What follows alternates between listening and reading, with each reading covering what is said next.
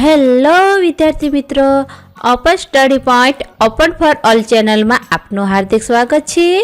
આજે આપણે શીખીશું ધોરણ 8 વિષય ગુજરાતી ની સ્વાધ્યાયન પોથીનો પાઠ 20 બહેનનો પત્ર ના પ્રશ્નોના જવાબની સમજ મેળવશું।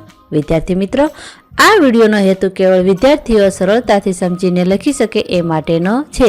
માટે પ્રશ્નોના જવાબ વિડીયોમાંથી જોઈને લખવાને બદલે જરૂર જણાય ત્યાં તમારા વિચારો મુજબ લખી શકો છો। તો ચાલો સમજીએ પાઠ 20ના પ્રશ્નોના જવાબની સમજ। પ્રશ્ન 1, નીચેના પ્રશ્નોના ઉત્તર લખો। સૌપ્રથમ આપણે પ્રશ્નોના જવાબની સમજ મેળવશું।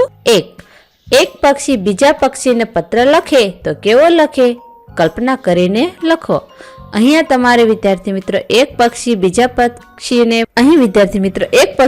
પક્ષીને પત્ર કેવી રીતે લખે એ કલ્પના કરીને તમારા વિચારો મુજબ લખવાનો છે। કોયલબેન, ગીર નિવાસ, તારીખ 22/1/2022। પ્રિય સખી ચકલી। કોયલબેન ચકલીને પત્ર લખે છે। કેમ છે બેન, મજામાં ને?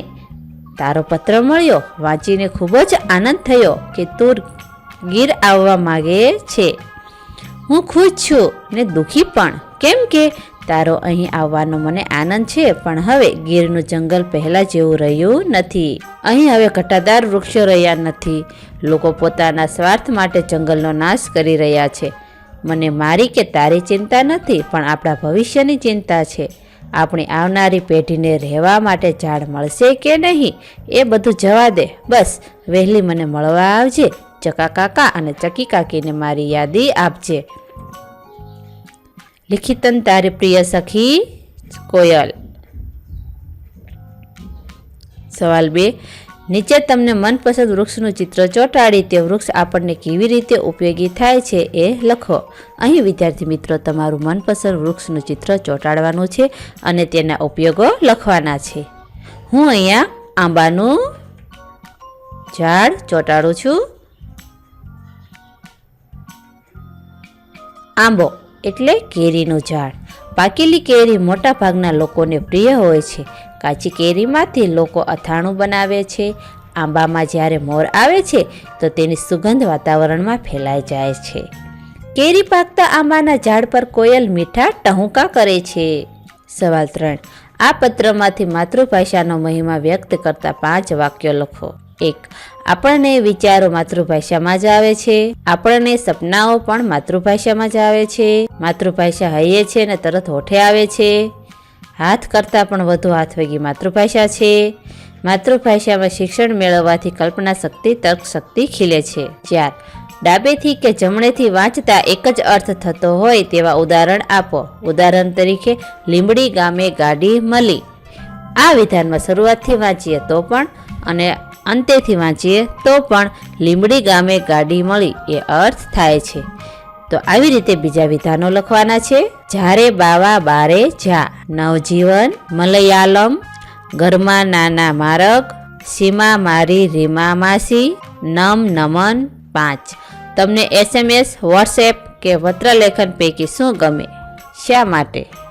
જવાબ, મને પત્રલેખન ગમે છે, કેમ કે ફોનની ભાષા ભાવ વગરની અને લાગણી વગરની બનાવટી જેવી હોય છે, જ્યારે પત્રલેખન એ સ્વ હસ્તાક્ષરે લખાયેલ હોવાથી ભાવ અને લાગણી સમજી શકાય છે, તેમજ પત્રને વારંવાર વાંચી અને સાચવી શકાય છે। પ્રશ્ન 2, નીચેના શબ્દોને શબ્દકોશના ક્રમમાં ગોઠવો। અહીં આપણે કેટલાક શબ્દો આપેલા છે અને શબ્દકોશના ક્રમમાં ગોઠવવાના છે।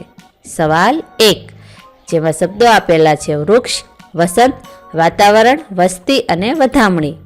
હવે એને શબ્દકોશના ક્રમમાં ગોઠવીએ। સૌપ્રથમ વધામણી, ત્યારબાદ વસ્તી, વસંત, વાતાવરણ અને વૃક્ષ લખીશું। આ રીતે સવાલ 2માં સૌપ્રથમ અજગર, અનન્યા, અનાયા, અરવ અને આગગાડી। સવાલ 3, સમણું, સરળાઈ, શરત, શરદ અને શારદા। પ્રશ્ન 3, તમારી દિનચર્યા લખો। હું અહીંયા મારી દિનચર્યા લખું છું। વિદ્યાર્થી મિત્રો, તમે તમારા વિચારો મુજબ તમારી દિનચર્યા લખી શકો છો। હું રોજ સવારે નિયમિત રીતે 7 વાગ્યે જાગી જાઉં છું. નિત્યક્રમ પતાવી થોડી કસરત કરું છું. ત્યારબાદ ચા નાસ્તો કરી થોડું વાંચન કરું છું. 10:30 વાગ્યે હું તૈયાર થઈને શાળાએ જાઉં છું. હું રોજ રાત્રે 10 વાગ્યે સૂઈ જાઉં છું. પ્રશ્ન 4. બહેનનો પત્ર જેવો અન્ય પત્ર તમે તમારા બાપુજીને લખો. અહીં આપણે તમારા પિતાજીનો પત્ર લખવાનો છે. માંગરોળિયા હિતેશ, મોટા ખૂટવાડા, તાલુકો મહુવા, જિલ્લો ભાવનગર, પિનકોડ નંબર 356200. પૂજ્ય બાપુજી, સાદર પ્રણામ. તમારો પત્ર મળ્યો. તમે નવી ગાડી લાવ્યા એ જાણીને મને આનંદ થયો. પિતાજી, તમે મને વારંવાર ખોટું ન બોલવાની સલાહ આપો છો, તો હવે હું ક્યારેય ખોટું બોલતો નથી. હવે ઘરે લેસન ન થયું હોય અને મને તેની 1000 રૂપિયા વધારે વાર લખવાનું આવે તો હું એને 1000 રૂપિયા વધારે વાર લખી લઉં છું, પરંતુ ક્યારેય ખોટા બહાના નથી બતાવતો. અને હવે તો હું નિડરતાથી જે સત્ય હોય તે જ બોલું છું. મારું આવું વલણ જોઈને શિક્ષકે મને શાબાશી આપી હતી. મારા મમ્મી અને મોટા ભાઈને મારા પ્રણામ. લિખિતન આપનો આજ્ઞાકારી પુત્ર હિતેશ. પ્રશ્ન 5. તમે લખેલા પત્રમાં તમને સૌથી વધુ આનંદદાયક કઈ ઘટના ગમી? શા માટે? મારી સત્ય બોલવાની ટેવ મને આનંદદાયક લાગી. કેમ કે સત્ય બોલવાની ક્યારેક સજા તો મળે છે, પણ એ સજા ભોગવવામાં પણ અનેરો આનંદ મળે છે. આપણે એકવાર ખોટું બોલીએ તો પછી એને છુપાવવા માટે વારંવાર ખોટું બોલવું પડે છે. એના કરતાં સત્ય બોલવાથી આપણામાં પ્રામાણિકતા, નિડરતા જેવા ગુણોનો વિકાસ થાય છે. પ્રશ્ન 6. નીચેના સાઇન બોર્ડનો ધ્યાનપૂર્વક અભ્યાસ કરી જવાબ લખો. અહીંયા અનાયા સ્ક્રીન પ્રિન્ટર્સનો સાઇન બોર્ડ આપેલું છે, એને અનુલક્ષીને જવાબ આપવાના છે. ચાલો લખીએ. પ્રશ્ન 1. ઉપરોક્ત સાઇનબોર્ડમાં ઉલ્લેખ થયેલા બધા શબ્દો પૈકી ગુજરાતી અને અંગ્રેજી શબ્દોની યાદી બનાવો. સવાલ 1. ગુજરાતી શબ્દો. અમારે ત્યાં લગ્ન કંકોત્રી, સંતોષકારક કામ કરી આપવામાં આવશે, સામે માત્ર રૂપિયા. આ ગુજરાતી શબ્દો છે. જ્યારે અંગ્રેજી શબ્દો flex banner, visiting card, pamphlet, lesson diary, colour xerox, colour print, screen અને પ્રિન્ટર્સ. પ્રશ્ન 7. નીચેના શબ્દ વૃક્ષમાંથી સમાનાર્થી શબ્દોની જોડી બનાવીને લખો. અહીં શબ્દ વૃક્ષ આપેલું છે, તેમાં કેટલાક શબ્દો આપેલા છે, એમાંથી સમાનાર્થી શબ્દોની જોડી બનાવીને લખવાની છે. 1. જગત એટલે દુનિયા, સ્વપ્ન એટલે સપનું, વંદન એટલે પ્રણામ, ઝાડ એટલે વૃક્ષ, ખજાનો એટલે ભંડાર, પંખી એટલે પક્ષી, ખુશ એટલે રાજી. આ વિડીયો નિહાળવા બદલ આપનો ખૂબ ખૂબ આભાર અને ઓપન સ્ટડી પોઈન્ટ ચેનલ તરફથી વિડીયો નિહાળવા બદલ આપનો આભાર. આવા બીજા વિડીયોઝ નિહાળવા માટે અમારી YouTube channel open study point અત્યારે જ સબસ્ક્રાઈબ કરો.